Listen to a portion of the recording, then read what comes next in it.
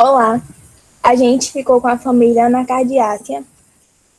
Membros são Alessia Gurgel, Bruna Lisboa, Lícia Maria e Mariana Landa. Características botânicas da família. Uma das principais características botânicas desta família é que quando ela sofre algum tipo de injúria, ela vai apresentar um odor característico, um cheiro característico de resina. Sobre as folhas. As folhas desse tipo de família, elas vão ser geralmente alternadas ou opostas. Geralmente elas são pinnadas do tipo imparipinnadas, mas elas também podem ser simples ou trifoliadas. As folhas elas vão ser do tipo coriácea. Coriácea é aquele tipo de folha que ela é dura, só que quando você aplica um pouco de força, ela se quebra. Elas não vão apresentar estípulas. Estípulas, para quem também não se lembra, são aquelas estruturazinhas semelhantes a escamas que estão presentes nos caules. Sobre as flores. As flores elas vão ser de alipétalas, pequenas, e essas flores pequenas elas vão formar inflorescências. São hermafroditas ou unissexuais, e a assimetria ela é actinomorfa. Os cálices eles vão ter de 3 a 5 sépalas e as corolas de 4 a 5 pétalas. O androceu ele vai apresentar de 1 a 10 estames livres, com suas antérias com deiscência longitudinal. E o gineceu ele vai possuir ovário súpero e ele vai ser composto por 1 a 12 carpelos unidos. Frutos. Os frutos deste tipo de família, eles vão ser geralmente carnosos, sendo do tipo drupa, com apenas uma semente mesocarpo desenvolvido, ou secos, vão apresentar um pseudofruto com o fruto verdadeiro, como exemplo o caju, que tem o fruto verdadeiro, a castanha, e o pseudofruto é esse desenvolvimento do receptáculo floral. Importância econômica. A importância econômica pode ser vista de várias maneiras. Um exemplo muito grande é a exploração da madeira, principalmente a do caju. As maneiras de ser utilizada a madeira são como a lenha, que pode ser cortada e utilizada como queimada, né? E também pode ser madeira decorativa, seja para móveis projetados ou para colmeias feitas pelo homem. As madeiras são muito diversificadas e algumas possuem cores extremamente vibrantes, como por exemplo a da tapiririra, que tem a cor avermelhada, quase como se fosse chama.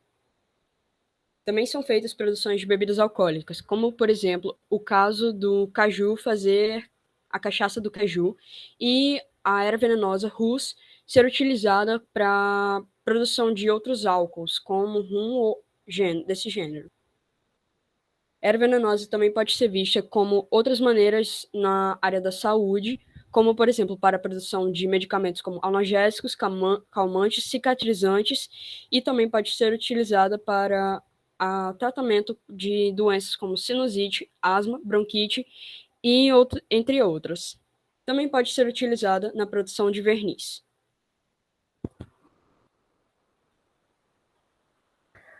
Importância econômica, agricultura familiar. A importância dessa família para a agricultura familiar é que a família botânica Anacardiácea é uma família que é representada por 80 gêneros e cerca de 800 espécies. E aqui no Brasil só são categorizadas 57 espécies e 14 gêneros, que dentre essas 57, algumas delas se destacam mais do que as outras para a agricultura, como, por exemplo, a manga, o caju e a siriguela. Mas, fora isso, a agricultura familiar é de extrema importância porque é ela que fornece a segurança alimentar e nutricional para a população brasileira. E ela é a responsável por 70% dos alimentos consumidos no país. Além de se destacar na luta global contra a fome, porque disponibiliza uma alimentação saudável e nutricional para milhões de pessoas no mundo, de acordo com a ONU. Isso A agricultura familiar, de acordo com o IBGE, também é importante no setor econômico, porque no agronegócio, a cada uma pessoa que é empregada na indústria, 2 serão empregadas no campo. Assim, tendo mais de 20 milhões de pessoas empregadas por todo o ano, trabalhando com a agricultura. A agricultura familiar produz também milhares de alimentos todos os dias. E esses produtos podem ser encontrados de diversas maneiras e formas. Produtos como as frutas, os legumes, verduras, grãos e os animais são utilizados no comércio em forma de milho, café, mandioca, frutas, as próprias polpas de frutas, feijão, arroz, trigo, leite, iogurtes, diversos tipos de carne, entre outros produtos. Mas, como eu falei antes, tem 3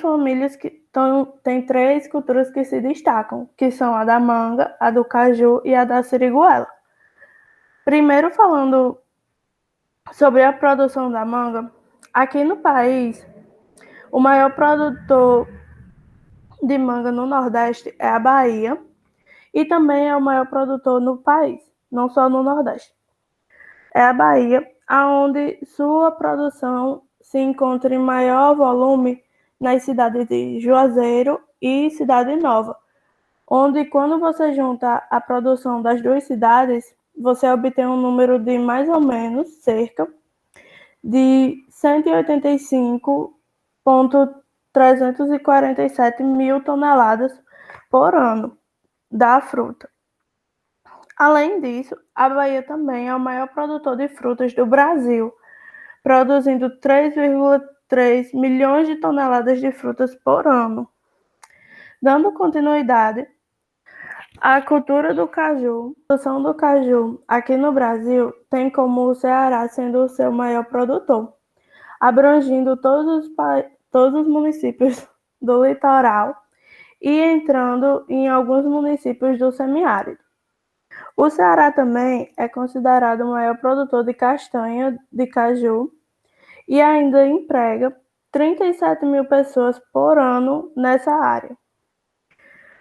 Com relação à produção da siriguela, o maior produtor aqui no Brasil também é o Ceará, que produz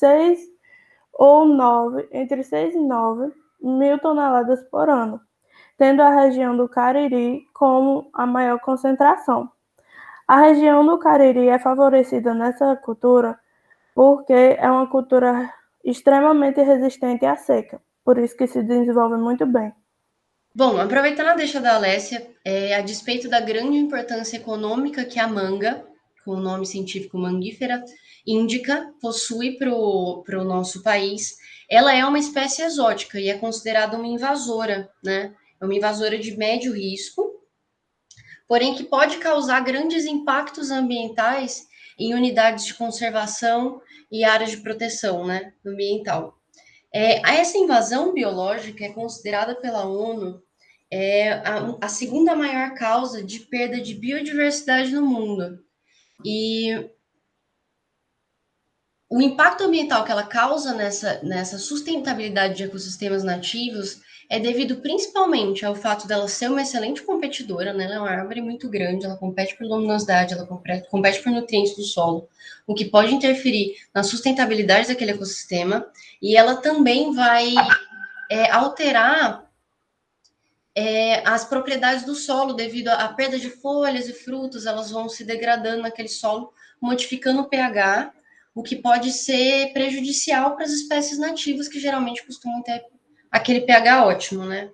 Ela se adaptou muito bem ao nosso clima, porque ela é originária do sul e sudeste asiático, que tem um clima quente, seco, e problema grande é esse controle, né? De você sair da produção, ela acaba invadindo ecossistemas nativos.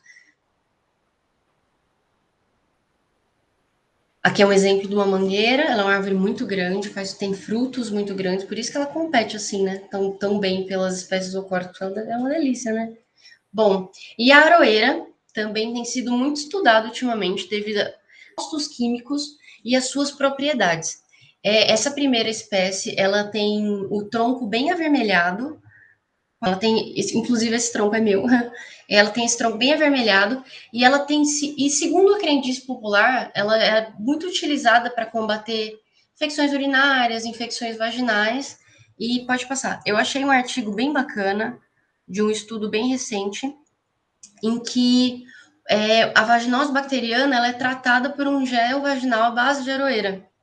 E essa vaginose, né, ela é uma doença. Ela não é uma doença, né? Ela é só um desequilíbrio que ocorre na flora bacteriana. E ela tende a se curar sozinha. Mas quando ela não se cura, existem vários remédios que fazem isso. Só que esses remédios, eles são fortes e eles vão causando, vão criando o corpo vai criando uma resistência a eles e isso pode gerar um problema futuro, né? Então, esse estudo foi feito mais ou menos a partir dessa problemática e foi identificado que a cura espontânea acontecia em cerca de 47,8% dos casos, enquanto a cura com o tratamento caroeira em 84% desse grupo. E isso dá uma diferença estatística. Pode passar mesmo para mim, por favor? E a parte mais bacana é que eles conseguiram identificar, não tem uma diferença estatística relevante nesse estudo, mas eles conseguiram identificar uma tendência de melhora, não só na diminuição de patógenos, mas também na melhora da flora bacteriana vaginal da mulher, ou seja, ele trata de uma forma mais complexa, que é o que nós não temos com medicamentos hoje em dia, tá bem? Bom, outro estudo muito bacana feito com a aroeira é como o uso dela como uma alternativa ao uso de agrotóxicos, né, devido à sua baixa toxicidade com relação aos pesticidas, né, atualmente utilizados. E nesse estudo, eles pegaram vários fitopatógenos de rosas, né, de produções no Rio Grande do Sul, e fizeram ensaios in vitro, aplicando em baixíssima concentração soluções feitas a partir da casca da aroeira, e verificaram que uma grande eficiência na diminuição, na inibição e também no extermínio, né, desses fungos, né, em diferentes diluições. E a parte mais bacana disso é que existem na região, né, no Rio Grande do Sul, existem grandes regiões povoadas por essa espécie. Então, além de ser uma alternativa com baixa toxicidade, também seria uma alternativa com baixo custo, né? E tendo em vista os grandes impactos biológicos e na saúde da gente, isso é realmente um assunto muito relevante. E muito obrigada, e eu espero que vocês tenham gostado da nossa visão sobre essa família.